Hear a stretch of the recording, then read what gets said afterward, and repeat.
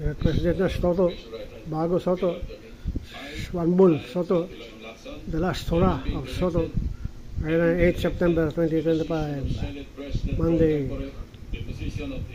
ano na Senate hearing. Do hereby solemnly swear that I will well and faithfully discharge to the best of my ability, the duties of my present position, the duties of my present position, 8 September 2025, Monday, alas 4 Oksado. Under the Republic of the Philippines, under the Republic of the Philippines,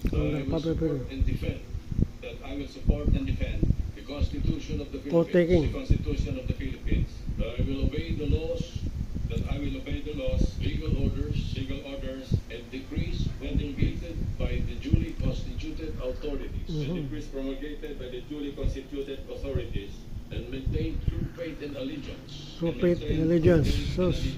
Republic of the Philippines. That I impose this obligation upon myself voluntarily. Santiberos, I impose this obligation upon myself voluntarily without mental reservation or purpose of evasion, so help me God.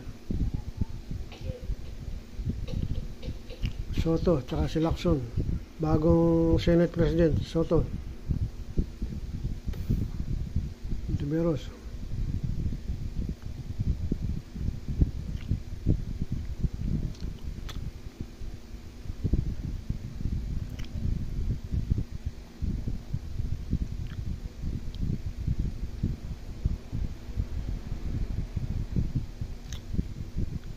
Si ano Sos bata Subiri Please raise your right hand and repeat after me.